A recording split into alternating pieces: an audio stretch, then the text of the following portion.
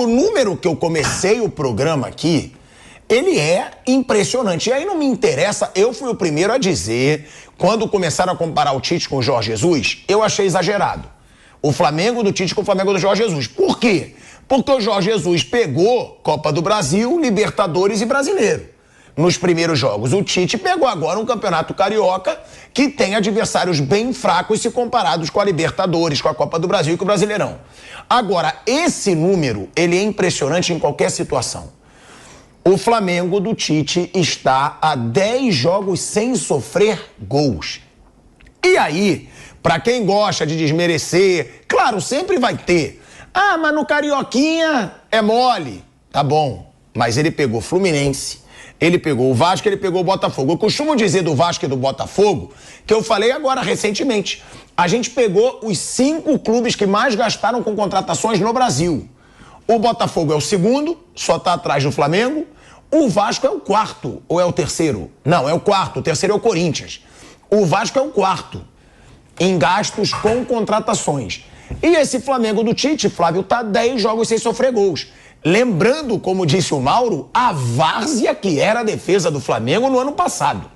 Gente, eram gols ridículos, eram jogos ridículos, era zagueiro que não pulava em bola aérea, era jogador acomodado que não marcava lá na frente, era um Flamengo ridículo quando queria, como eu falava na época, sem vergonha na cara.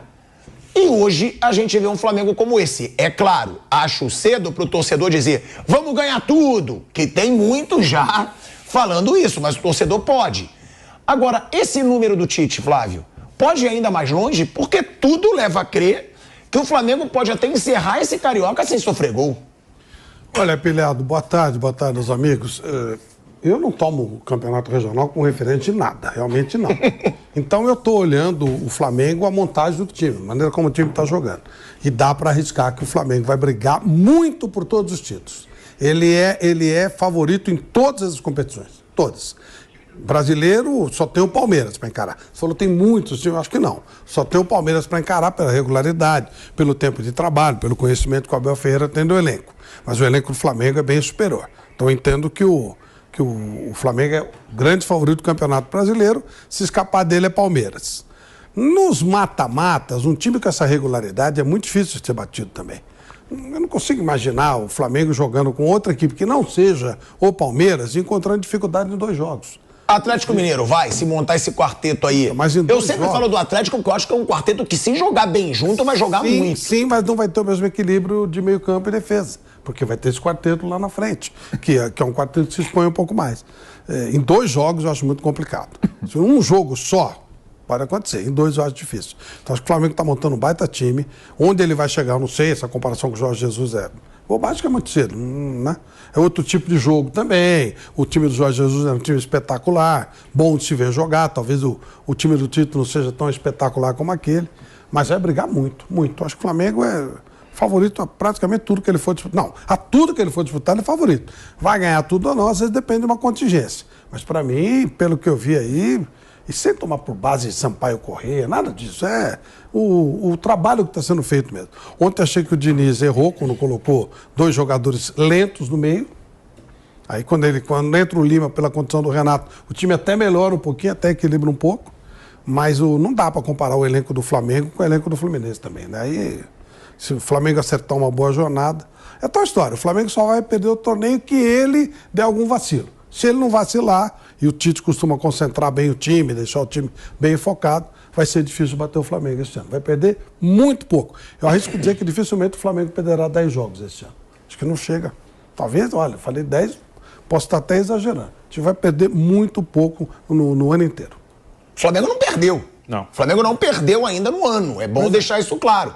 O Flamengo, empate que teve foi só com o time dos garotos, né, Mauro? Sim. O Tite só ganhou com o time principal. O Vasco. O Vasco e o nome amistoso também lá, né? O Vasco foi o primeiro jogo, né? Isso. Foi o primeiro jogo desse time principal, que aí o Flamengo empatou. Não o primeiro jogo, já tinha jogado contra o Dax e tudo mais. Foi o jogo quando voltou dos Estados Unidos, né? Isso, verdade. Quando volta dos Estados Unidos, e aí esse jogo contra o Vasco. Eles fizeram o jogo no Belém do Pará, na volta, completo, depois o Vasco, no Rio. Foi o terceiro jogo, se não estou enganado, do time principal.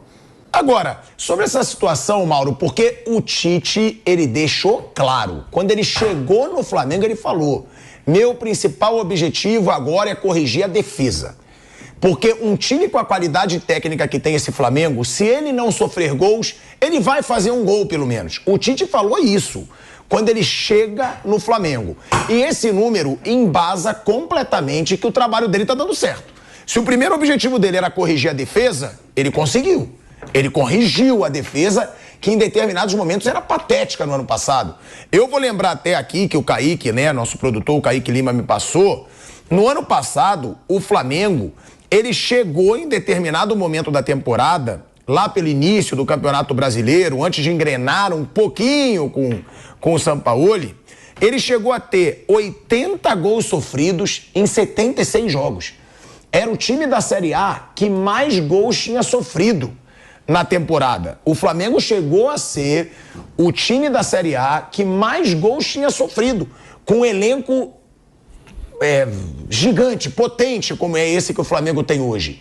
Agora, esse trabalho do Tite na defesa, Mauro, eu queria também que você falasse os principais nomes do Flamengo hoje. Porque o Cebolinha é um, que o Tite recuperou.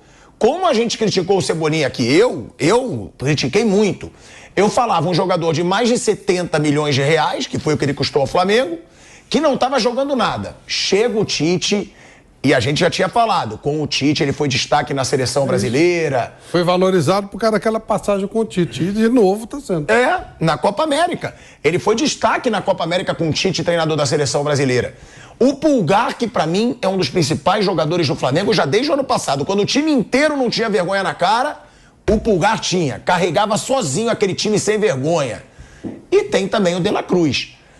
O Pedro, que agora começou a fazer gols, que já tá barrando o Gabigol, quem você apontaria aí como os principais destaques desse Tite? Quem cresceu com o Tite? Léo Pereira? O Pedro, aliás, ontem se transformou no maior artilheiro desse novo Maracanã, né? Com esse gol que ele marcou. Superou o Gabriel. 78 gols, né? Superou o Gabriel. Então, é marca importante dele. Eu acho que são vários jogadores, né? O Cebolinha, ano passado, ele vinha jogando bem até a chegada do Sampaoli. O Sampaoli encostou ele. Alguns jogadores que caíram muito com o Sampaoli. Cebolinha, que virou a última opção e jogava bem com o Vitor Pereira. Fez até gol no Fla-Flu do ano passado, né? Antes daquela vitória do Fluminense por 4-1. O Ayrton Lucas caiu muito também com o Sampaoli, que prendia muito o jogador ali na linha defensiva, ali, soltava o Wesley e ele ficava mais preso. Ele é um jogador que tem que ter oportunidade de chegar lá na frente. Melhorou, evidentemente, com o Tite. O Léo Pereira já vinha, acho que jogando bem, depois teve uma queda muito acentuada no ano passado, aí foi péssimo em alguns momentos. Voltou a jogar bem de novo, porque o Léo Pereira faz parte de uma linha defensiva organizada hoje, né? Então, naturalmente, cresce. O Varela começou a jogar melhor, por quê? Porque é uma defesa organizada. Então fica mais fácil o jogador, não fica tão exposto. É o contrário do que acontece no Fluminense, que é o time, estava vendo aqui um número na coletiva que o colega da Trivela, o Caio Blois, trouxe, ele fez até pergunta ao Diniz. O Fluminense teve no ano passado 23 expulsões, o time com mais cartões vermelhos, segundo colocado, o time da Série A, teve 18. E ele teve expulsão do André semana passada e ontem do Thiago. E pode reparar, invariavelmente, são jogadores de defesa que ficam expostos, porque o time é muito desequilibrado, e aí a bomba estoura no cara que está na última linha defensiva. E hoje o Flamengo ele não coloca seus jogadores expostos, os zagueiros jogam protegidos, tudo muito mais estruturado, mais organizado. O time defende, né? Não é a defesa só. O time se compacta e defende bem. Então, acho que naturalmente vários cresceram. O De La Cruz é natural, ele está só correspondendo àquilo que se esperava dele, que é um ótimo jogador. É uma contratação certeira, que é um jogador maduro, né? Assim, tá pronto. Não é um cara muito novo, nem um veterano. É um cara com 26 anos. Então, e já campeão da Libertadores, campeão de vários troféus. Copa do Mundo. Na Argentina, jogou Copa do Mundo, vários jogos pela seleção do seu país. Então, é um cara já pronto, um jogador que você traz, assim, ó, põe ali e vai jogar. É mais ou menos como quando o Gustavo Gomes chegou no Palmeiras. É um zagueiro pronto, que estava no Milan, não estava sendo aproveitado. Pegou, põe no time e vai funcionar, cara. Dificilmente vai dar errado. Jogador pronto, maduro. O Arrascaeta tem uma questão física. Ontem ele deu um carrinho para roubar uma bola do Arias, no final do jogo, 45 minutos quase, ou perto de algo em torno disso.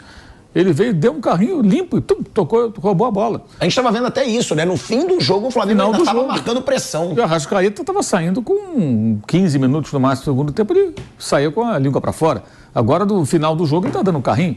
Ele fez o passe para o gol do Pedro já no finalzinho da partida. Estava lá participando, né? Então, acho que é o coletivo, muita gente crescendo, porque o time está mais organizado. O time é organizado, os jogadores crescem de rendimento. Você vê como o Vinha entrou no jogo passado, que ele foi titular. Entrou à vontade, porque está tudo organizado, a defesa está organizada, o time está bem estruturado. O cara faz alguns treinos, já entende, os jogadores já experientes também, já sabe o que fazer. E aí fica mais fácil. Você sai uma peça, entra outra e a coisa vai funcionando. Eu acho que essa estrutura é o mais importante, né? E hoje acho que o Flamengo tem isso. Consegue realmente potencializar o seu elenco, que é muito forte para a América do Sul, e a tendência, assim, eu acho que é uma perspectiva muito positiva. Isso independentemente até do que vai acontecer contra o Fluminense, numa eventual final, uma provável final, vamos dizer assim, né, que é muito provável que dispute contra o Vasco ou Nova Iguaçu.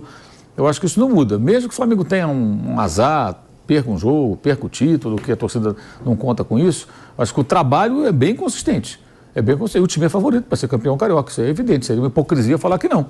E seria burrice do torcedor também criar crise se não for o campeão, né? Exatamente. Porque o que interessa é como tá jogando. Eu acho assim, criticar, questionar, se amanhã perder, jogar mal, é óbvio, né? Vai acontecer. Mas não significa que tem que achar que nada serve, que é terra arrasada. Esse já foi o problema outras vezes, né? Mas dessa vez é pouco provável que o torcedor pode perder até, mas não da maneira que deixou muita gente revoltada como no ano passado, aquele comportamento indolente. Eu acho difícil disso acontecer. Que parece que o Tite está com uma situação muito controlada, com um grupo muito sob controle e conseguindo colocar aquelas ideias dele de meritocracia, disputa por posição em funcionamento. Eu diria que assim, o Tite nunca teve, na sua carreira de técnico de clube, um elenco como esse. De clube nunca teve. No Corinthians ele não tinha esse pessoal todo não, cara. Não tinha, pelo contrário, o time de 2012 é um time de vários renegados. Ele tem uma seleção nas mãos em termos de elenco de clube, né? Claro que na seleção brasileira tinha uns jogadores melhores, convocava quem ele queria. Basta ter uma certidão de nascimento lá brasileira. Mas agora no clube, tenho certeza, ele nunca teve um elenco tão farto. Tem muito jogador bom. E detalhe, com a chance de ter mais. Porque chegar no meio do ano, como aconteceu em 2019. Em 2019 o Flamengo faz uma janela no meio do ano e aí chega o Jorge Jesus, ele recebe Rafinha, Felipe Luiz, Gerson, Pablo Mari, olha só, 4 titulares, os caras chegam ali. Então, havendo uma necessidade ou outra, não descarte a possibilidade de, para o segundo semestre, depois da Copa América em diante, ele ter mais jogadores bons, 1 ou 2 ou 3, de acordo com a necessidade, como se fala muito no lateral direito, o que eu acho também que é uma carência, a gente não pode achar porque o Varela fez um outro jogo, que é o bastante. Acho que não. Se puder trazer um outro jogador qualificado para a função, o Flamengo tem que buscar esse jogador sim, porque a temporada é bem pesada. Mas eu acho que é difícil assim falar individualmente, porque acho que o coletivo está fazendo todo mundo crescer. E a parte física. Isso é muito importante. Isso aí está simbolizado no Arrascaeta. Ele não se arrasta mais. Agora ele joga. Até o final. Ontem nem fez uma partida brilhante, né? Mas achou aquele cruzamento. Mas quando deixa a criança ali sozinha, aí é um problema, amigo. Ele é um passe. O Flamengo cruzou muita bola ontem também. Alguns cruzamentos aleatórios, mas os 2 gols não foram de cruzamentos aleatórios, né? O cruzamento do Pulga foi buscando o Cebolinha com muita consciência, invertendo o lado. E o do Arrascaeta foi uma brincadeira, um esculacho, né? Ele põe na cabeça do Pedro, cobrindo a defesa, não dá para o Fábio sair. O Fábio salvou o Fluminense, né? Tem gente dizendo que ele falhou no gol do Cebolinha, acho até que talvez desse para defender, com um pouco de sorte. Ele toca na bola, mas é muito de perto, né? É muito a queima-roupa. Ele teria que ter tido um pouco de sorte, que a bola bate no corpo dele, meio que ricocheteia e vai para dentro do gol. Com um pouco de sorte, ele ia bater no corpo e ia para fora. Ele quase defende. Mas foi muito de perto. Para mim, a falha não é dele. A falha era o Thiago e o Guga, não. Era o Guga e atrás dele o Arias. O Guga erra o tempo de bola, o Cebolinha da altura dele. A bola passa por cima, o Cebolinha cabeceia. Como antes, a bola passou por cima do Thiago, o Guga estava atrás e o Pedro cabeceou sozinho, mas deu um petelequinho de cabeça. A do Pedro, talvez eu acho que ele poderia ter saído na bola. Sim. Foi muito perto do gol. Sim, pode ser. Né? Pode mas ser. Ele salvou o Fluminense. Pode ser, ele salvou, fez várias defesas difíceis, vários, e o Rossi não fez defesa nenhuma. O Rossi só apareceu dando um soco na bola para afastar um cruzamento no segundo tempo. E o Fluminense foi melhor ali. Eu discuto muito isso, melhor durante o quê? 5, 10 minutos? Porque pressionou um pouco, estava perdendo, tinha que pressionar, mas assim, pressiona e fica exposto. E é claro que o Tite sabia disso, o Flamengo sabia disso. A arma estava pronta. Ou o Fluminense tem a sorte de acertar logo, fazer um gol rápido, para igualar o jogo, e ainda assim não seria o bastante, ele tem que procurar a vitória, né? Ou ia sofrer com um contra-ataque. E o Cebolinha ia para dentro ali naquela bola. Aí o Thiago faz a falta dura e expulsa ali, o jogo muda completamente. Então, mesmo quando o Fluminense melhora do jogo e tem até um certo domínio, ele está, assim, exposto demais, demais. E isso é um problema sério que tem o time do Fernando Diniz, né? Os zagueiros ficam muito expostos.